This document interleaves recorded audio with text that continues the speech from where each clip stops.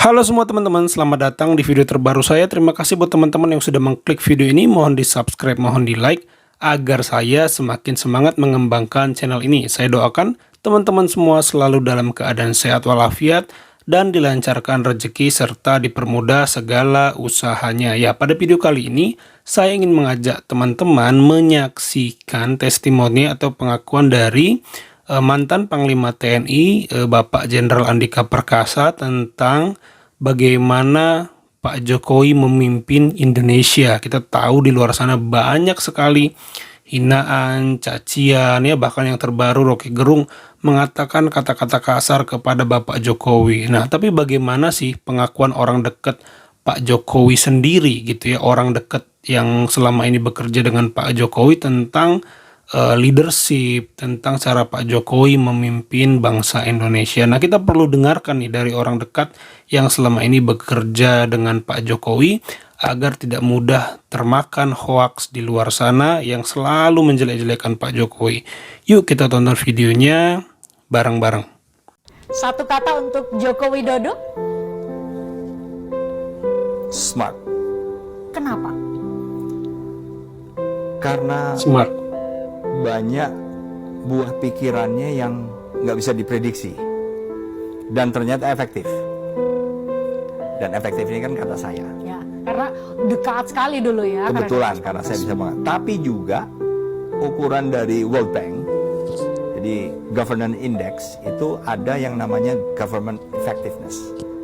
Itu naik terus nilainya dari 2017 sampai dengan sekarang. Jadi gaya kepemimpinan, cara Pak Jokowi untuk menyelenggarakan pemerintahan saat ini sangat efektif. Itu by Itu data. diukur by data.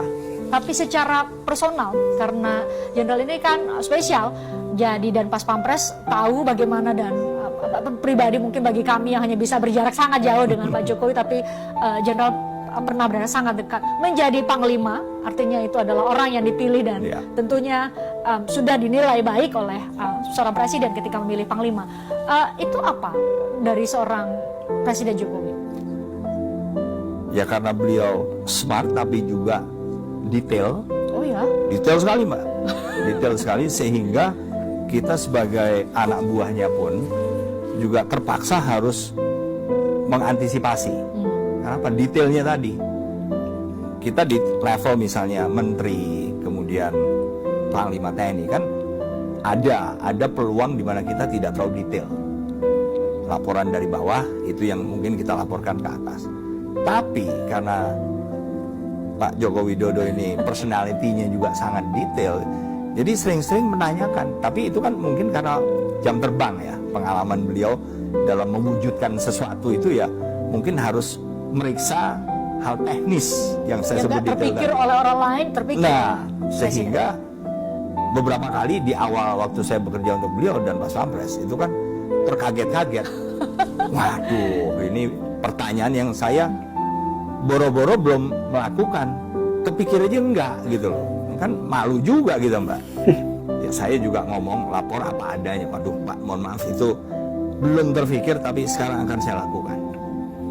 Tapi ditegur 1 kali, 2 kali, 3 kali, bukan ditegur ya, ditanya hal yang saya nggak tahu, kan malu juga dong, gengsi juga gitu mbak.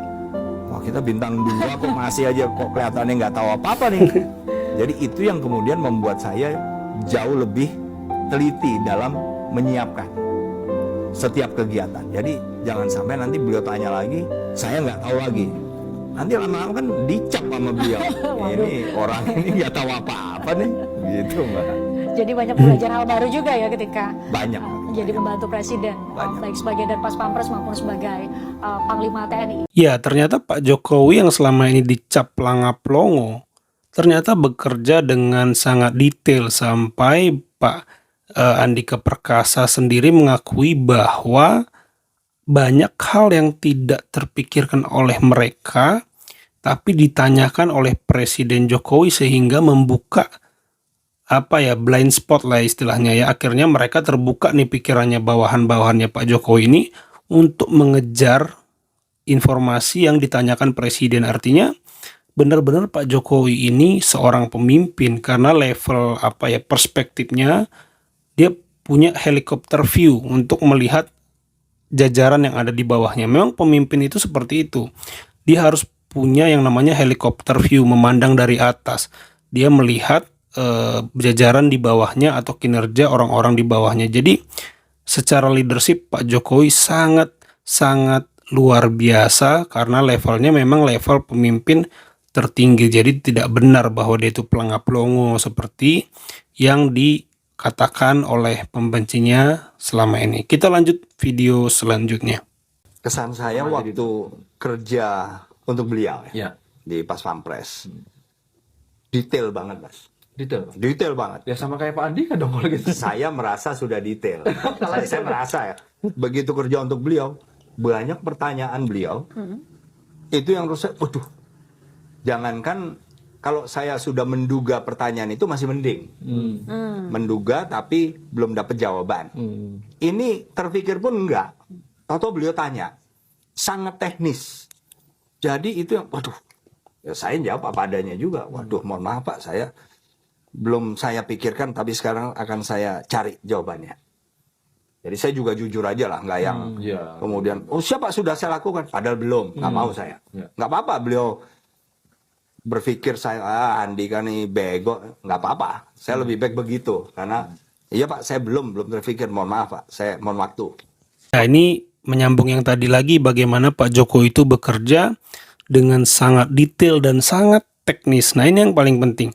Banyak sekarang pemimpin yang hanya retorika. Contohnya Pak Jokowi beberapa waktu lalu berpidato membedah anggaran di daerah dan kementerian, itu sangat detail dan sangat teknis. Misalnya Pak Jokowi bilang ada anggaran untuk UMKM 1 miliar.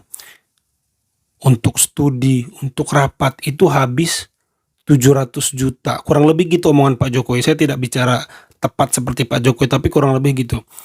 700 juta untuk rapat, untuk survei, untuk keluar negeri, studi banding segala macam. Nanti yang realisasi untuk UMKM kata Pak Jokowi itu cuma 300 juta. Itu pun masih mandek, tidak tersalurkan. Harusnya kan kalau temanya UMKM, bikin event, bikin pameran, hal-hal seperti itu kan harusnya. Nah, di sini Pak Jokowi memprotes komposisi anggaran-anggaran di daerah ataupun kementerian. Jadi ini kan bekerja sangat detail, bekerja sangat teknis. Jadi luar biasa leadership dan manajemen daripada Pak Jokowi. Nah, memang sulit sekali sih mencari pengganti Pak Jokowi ini. Kita tidak tahu apakah Prabowo atau Ganjar ada di level Pak Jokowi. Saya rasa sih masih jauh karena saya tidak terlalu melihat kemampuan manajerial yang mumpuni selevel Pak Jokowi di antara calon-calon yang ada gitu loh. Jadi untuk saat ini memang belum ada yang selevel Pak Jokowi karena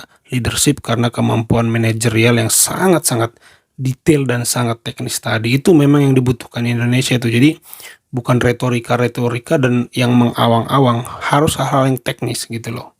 Kita lanjut. Yang jelas Mas, ini kan kesempatan saya pertama dalam hidup saya nih untuk memberikan pilihan saya. Jadi itulah pertama kali yang akan saya lakukan. Jadi saya benar-benar merasakan. Jadi Presiden Jokowi sudah meraih kemajuan-kemajuan. Bagi saya, kita mengambil alih pemerintahan tahun depan merupakan suksesi nasional. Kita mewarisi kondisi yang sudah bagus. Tinggal kita bagaimana melanjutkan. Kemudian apakah ada harapan dari masyarakat, misalnya saya menjadi apa? Saya ya berterima kasih Mas, karena betul-betul nggak sejauh itulah sebetulnya. Ya, itu penutup daripada video ini, dan dimana di situ Pak Andika mengatakan bahwa Indonesia sudah mencapai posisi yang bagus di bawah Pak Jokowi. Itu kenapa tema yang penting di tahun 2024 itu adalah memilih pemimpin yang punya motivasi melanjutkan, seperti kata Pak Sandiaga Uno, harus melanjutkan. Kalau temanya perubahan itu keliru, kita bisa ketinggalan 5-10 tahun, bahkan kita bisa ketinggalan berpuluh-puluh tahun lagi kalau harus mengulang dari awal. Bayangkan infrastruktur, IKN semua sudah dimulai, tentu tidak bisa selesai semua di era Pak Jokowi karena dia punya batas waktu kepemimpinan, sementara proyek butuh jangka waktu yang lebih panjang. Nah, kalau itu semua di stop, bisa bayangkan kerugian materi yang sudah dimasukkan ke sana, biaya-biaya, dan mengulang program yang dilakukan secara spontan-spontan. Makanya saya yakin bahwa pemimpin yang dibutuhkan Indonesia itu adalah pemimpin yang memikirkan kelanjutan, bukan pemimpin yang sok pinter dan merasa programnya paling oke lalu merubah semuanya, dan ini keliru banget gitu loh. Jadi saya sepakat dengan Pak Andika dalam hal ini bahwa dibutuhkan keberlanjutan atas pencapaian yang sudah dilakukan Pak Jokowi. Ya, itu aja teman-teman video kali ini, semoga bisa dinikmati. Terima kasih yang sudah menonton sampai selesai. Semoga teman-teman semua selalu dalam keadaan sehat. Terima kasih.